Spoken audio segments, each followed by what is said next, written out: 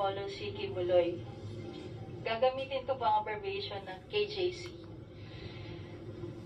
Pinagsamantalahan ako ni Pastor Kibuloy bilang minor de edad na pinaniwala nila ako na hindi dapat questionin ang pagsasamantala niya dahil mali na questionin ng ama.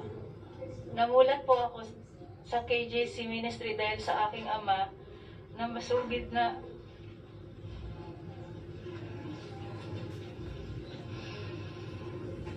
nakatutok sa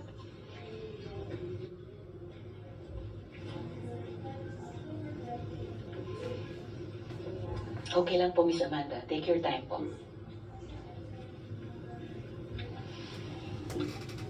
nakatutok sa palabas ni Kibuloy sa TV. 10 years old po ako nung naging full-fledged member ng KGC ang tatay ko sa aming city. Noong 2009, 12 years old na ako noon, sumisimba na kami sa KJC.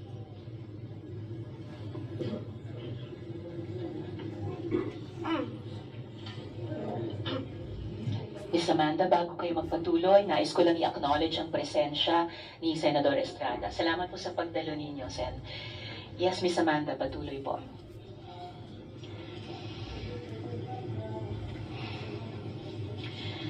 Kasama ang kapatid kong babae na 10 years old naman, mula 2010 to 2011, naging aktibong member kami ng kapatid ko sa KJC. 2012 na binyagan o na-baptize na kami under KGC rights at mula noon, official members na kami.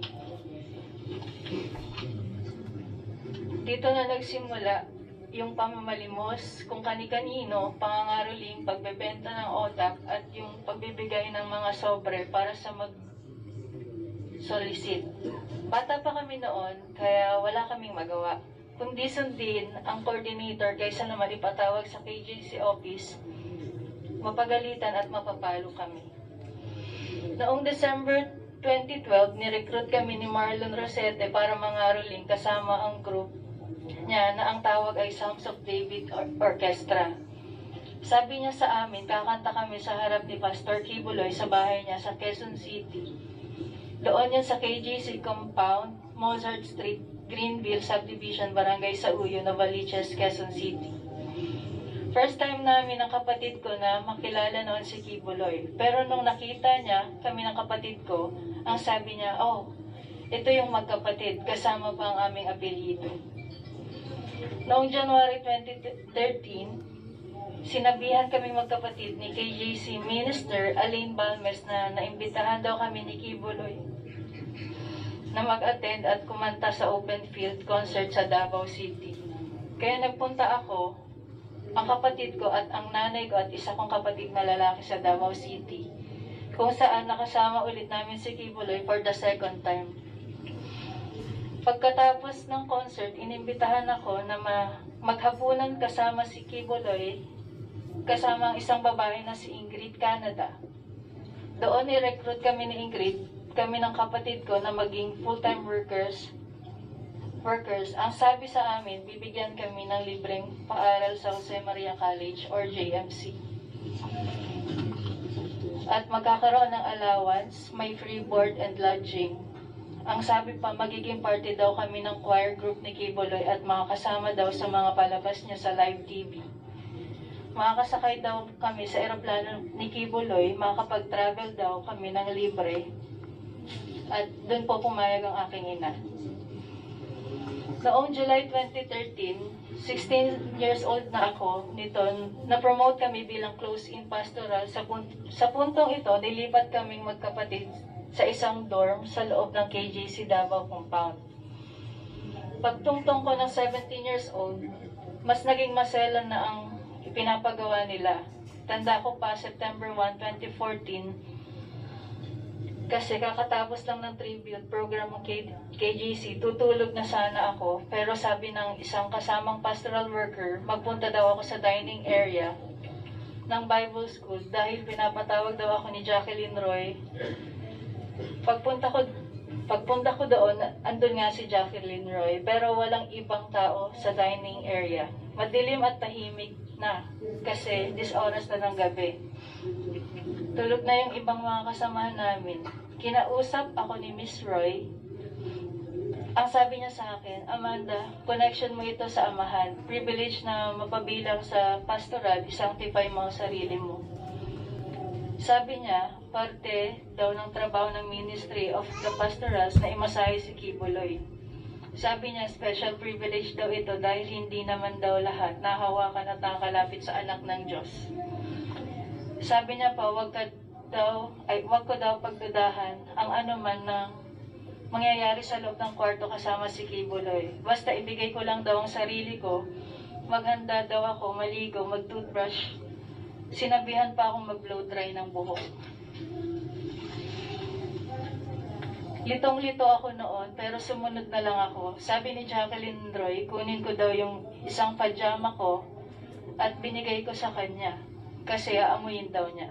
Ginawa ko naman. Pagkabigay ko ng pajama ko, inamoy niya at biglang sabi, ipapahiram na lang daw niya ang pajama niya. Bumalik ako sa kwarto ko at siya naman, kinuha niya yung pajama niya. Bago ako maligo, pumunta si Jacqueline Roy sa kwarto ko at binigyan ako ng isang t-shirt na may botones at pajama pants. Isang bote ng shampoo na Palmolive Violet at lotion na pabango na Bath and Body Works brand. Ang specific scent ay Enchanted, na paborito daw ni Kibuloy. Hindi ko po talaga makakalimutan ng mga yan. Maligo na daw ako at magkuskus ng maayos. Hinihintay daw ako ni Jacqueline Roy sa kwarto ni Kibuloy. Pagkatapos kong maligo at mag-blow dry, pumunta ako sa kwarto ni Kibuloy sa Bible School building. Yung kwarto na yon may 2 pinto. Yung unang pinto bukas na. Kaya pumasok ako doon. Yung isang pinto papunta sa main room ni Kibuloy. Pagkatok ko, sa pangalawang pinto, pinagbuksan ako ni Jacqueline Roy. Inakay niya ako sa may kama ni Kibuloy. Nakita kong natutulog at naghihilig pa. Nung una, pinaupo muna ako ni Jacqueline Roy sa kama, malapit sa paa ni Kibuloy. Natulog pa rin noon. Pinakita ni Jacqueline kung paano daw imamasahe si Kibuloy. Sabi niya, unahin ko daw sa paa. Nakinig lang ako habang tinademo niya. Tapos sabi na lang ni Jacqueline, hintayin ko na lang daw na sabihin ni Kibuloy kung anong sunod na gagawin. Sabi niya, hanggat walang sinasabi si Kibuloy na pwede na akong umalis, hindi ako dapat lumabas ng kwarto. Matapos siyang magbilin, lumabas na siya ng kwarto.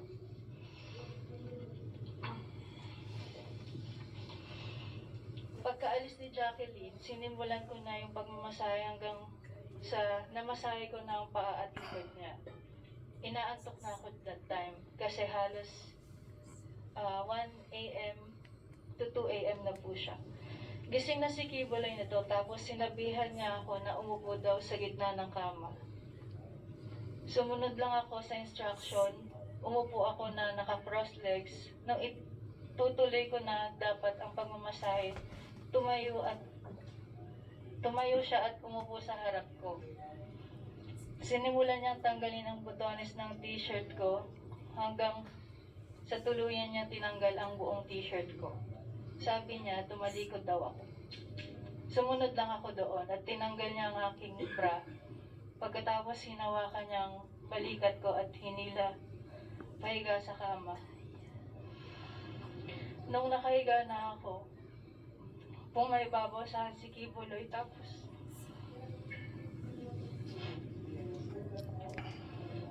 kahit pareho pa kaming nakapajama nun, kinikis-kis niya ang ari niya sa ari ko.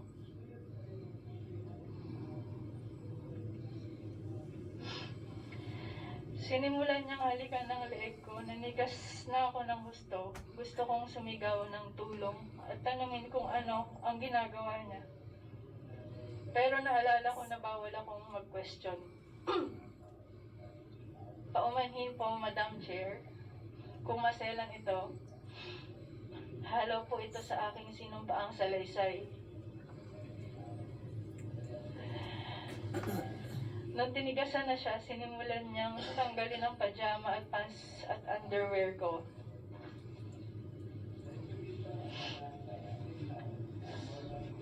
Sinipsip niya ang dibdib ko, tinanggal din niya ang pajama pants at brief niya na nanginginig na ang katawan ko sa takot. At nakatitig lang ako sa kisame. Pinipigilan ko na lang ang mga luha ko dahil sobra akong nagulat at walang magawa.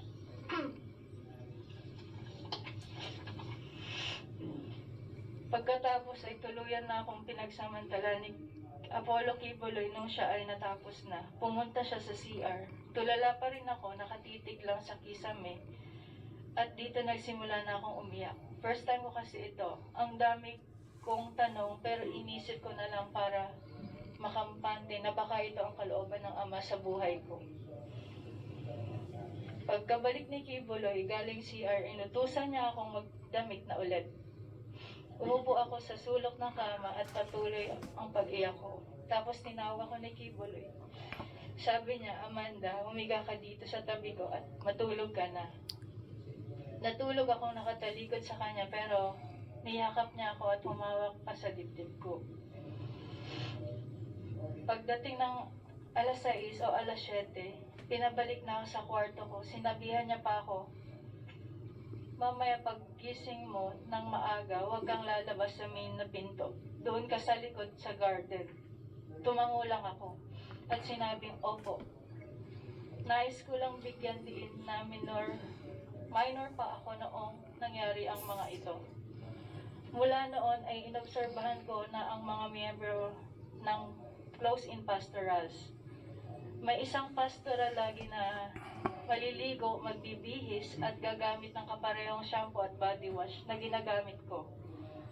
Tulad rin sa naranasan ko, babalik ang pastoral mga alas 6 o alas 7 ng umaga. Mula noon, gusto ko na talagang umuwi sa amin. Hindi ko naintindihan ng KJC Ministry. Noong 2016, may misa sa open field sa loob ng compound ni Kibuloy. Habang nangangaral siya, hiniram ko ang telepono ng isa ko pang kasamahan at tinawagan ko ang nanay ko na saktong nasa airport noon. Napaiyak ako habang nagmamakaawa sa nanay ko na balikan ako sa compound. Pagdating niya, napaiyak ako ulit. Nanghingi ako ng pamasahe kasi sabi ko, gusto ko nang umuwi at sabihin sa kanya ang mga totoong nangyayari. Pagkaalis ko sa KJC, pumunta naman ang nanay ko sa Davao City para i-rescue ang kapatid ko. Pinahirapan nila ang nanay ko.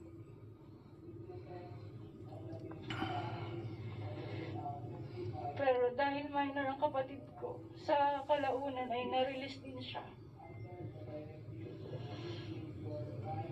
Ang masasabi ko lang, sobrang traumatic ng pinagdaanan ko sa loob ng KJC compound.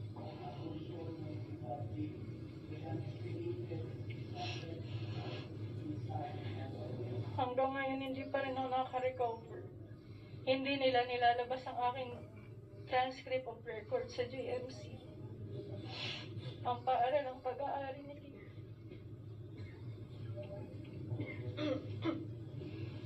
Dahil may utang daw kaming tuition, kami ng kapatid ko. Samantalang, una pa lang, sinabi nila na kami ay scholar. Nakipag-ugnayan na rin ako sa mga dating pastoral na hindi na rin kontaktado sa KJC. Ibinahagi din nila sa akin ang kanilang mga kakilakilabot na karanasan sa loob. Alam kong hindi lang ako ang minor de edad na biktima ng sexual harassment ni Kibuloy. Pinapasalamatan ko ang komiting ito sa pagkakataong magsalita sa harapan ninyo ngayon. Thank you po.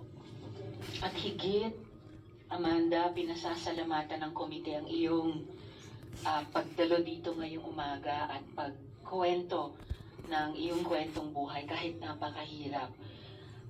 At niyayakap ka po ng komite. Maraming salamat sa pagsalita mo.